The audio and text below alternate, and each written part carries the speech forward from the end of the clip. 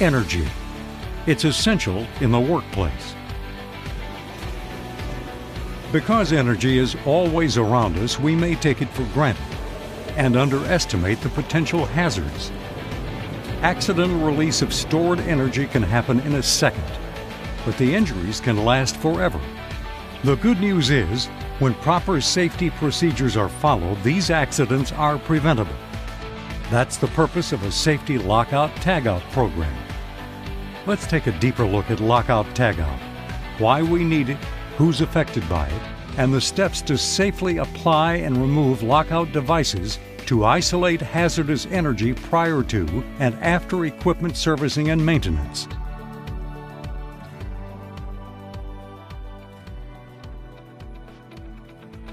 A wide variety of machines and equipment is used daily in industrial environments, but never forget the potential danger. Machines require energy to operate. Energy that's potentially hazardous to workers if not properly controlled during maintenance procedures. The consequences can last a lifetime. Hazardous energy comes in many different forms, such as electrical, mechanical, hydraulic, pneumatic, chemical, thermal, or other energy. All these energy types can unexpectedly start up equipment if not controlled. That's why the energy sources need to be identified and locked, blocked, or released before anyone services the equipment. Each year, nearly 10% of all serious workplace accidents result from the failure to properly control hazardous energy. In fact, failure to correctly perform Lockout Tagout ranks in the top 10 citations every year. To help keep employees safe, lockout procedures are a combination of processes and products to isolate energy sources to machinery. Lockout procedures keep equipment energy sources from activating when you don't want them to, especially during maintenance, where employees are vulnerable to injury or death. In addition, effective Lockout Tagout procedures minimize downtime and protect expensive equipment. Procedures ensure that machines are correctly shut down and restarted, avoiding equipment damage from incorrect shutdown or unexpected startup.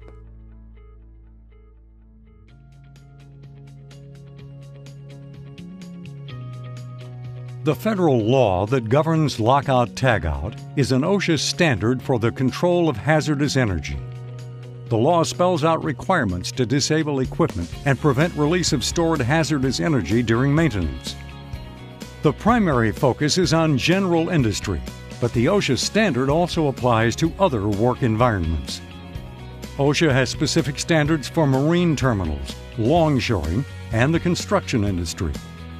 In addition, other industry-specific safety organizations exist, such as MSHA, the Mine Safety and Health Administration.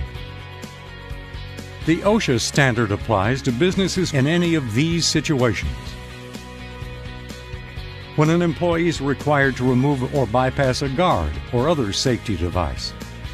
When an employee is required to place any part of their body in contact with the point of operation of the machine. Or when an employee is required to place any part of their body into a danger zone associated with a machine operating cycle. OSHA has established the following general guidelines for Lockout Tagout devices.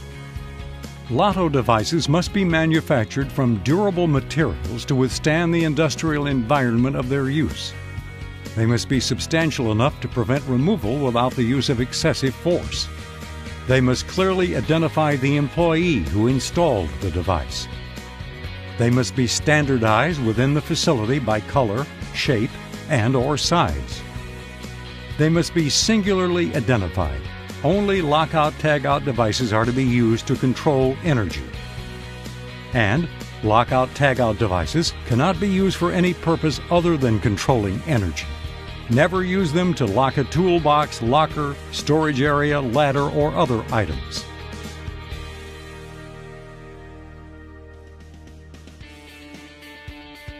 Lockout impacts a variety of workers at a facility.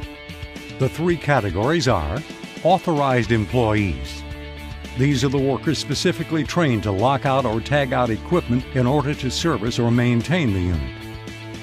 Affected employees are the ones who work with or near the equipment being serviced. They are trained to recognize the lockout but not perform it. And other employees are those who work in or near an area where lockout tagout may be used. They also need to be instructed to recognize lockout but not perform the lockout procedure.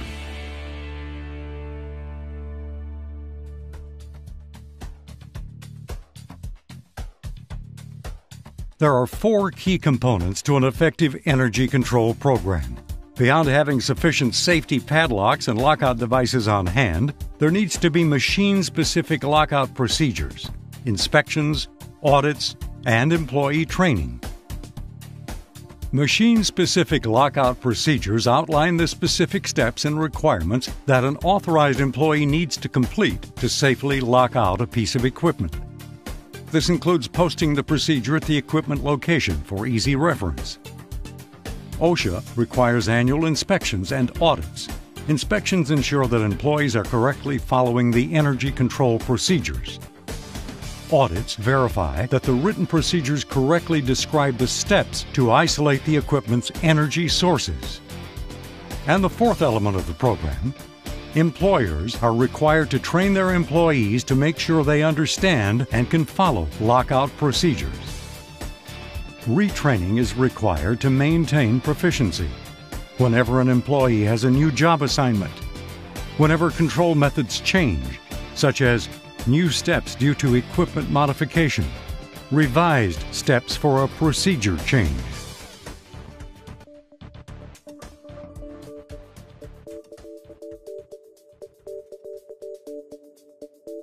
Every piece of equipment must have its own particular procedure for lockout. It may mean locking out a circuit breaker, locking a valve in the off position, or using a disconnect switch, to name a few. In general, there are 7 steps for safe lockout tagout. First, prepare for shutdown. Locate all the energy sources that power the equipment. Each source is identified on the machine's lockout procedure. Next, notify all affected employees that you're ready to start a lockout procedure. Step 3. Stop the equipment by following its normal shutdown procedure. Step 4. Isolate the equipment by turning off the energy at the main power source. Step 5. Apply a lock and appropriate lockout device to each energy isolating device. Each lockout point that is detailed in the lockout procedure. For example, a gate valve needs a gate valve cover. The lock or tag that goes with it must clearly indicate who applied the lockout device. If several people are going to work on a piece of equipment, each one must apply his or her own lock to the isolation device. This ensures that the energy source will remain off until each employee removes his or her lock. Step 6. Release or secure any stored energy. This may involve draining valves, releasing hydraulic pressure, blocking moving parts, or however it's detailed in your company's procedures. Step 7. Verify the power is shut off by trying to restart the machine. Once verified, return the machine's switch to the off position. After the service work is finished, there are 5 steps to release the equipment from lockout tagout. First, make sure all tools have been removed and all machine guards are back in place. Check that all employees are clear of the machine. If you can't see inside a piece of equipment, take a head count. Remove the lockout tagout devices. Each person must remove his or her own lock and tag. Before you restart the equipment, notify all affected employees that the lockout tagout devices have been removed. And finally, restore energy to the equipment in the order indicated by the lockout procedure. A high percentage of accidents happen just after shift changes. It's often due to a lack of communication. That's why you should meet at the Lockout Tagout device with the person you're relieving. And then, before you leave, meet with the person who's relieving you. In general, if a piece of equipment is locked out at a shift change, the person on the next shift has to apply his lock before you can remove yours. If for some reason the person who applied the lock is not available, the supervisor may remove the lock and tag by following the company's pre-established written procedure. The supervisor must verify that the employee who applied the lock is not at the job site and make reasonable efforts to reach the employee. Before that employee returns to work, the employer must let him know the lock or tag has been removed and the equipment is no longer de-energized. Working around hazardous energy can be safe, but only when everyone takes responsibility for their part in the safety Lockout Tagout program. It starts with the employer, who establishes the safety lockout procedures and conducts training, audits, and inspections. And safety also depends on employees to learn and follow the procedures for Lockout Tagout each and every time.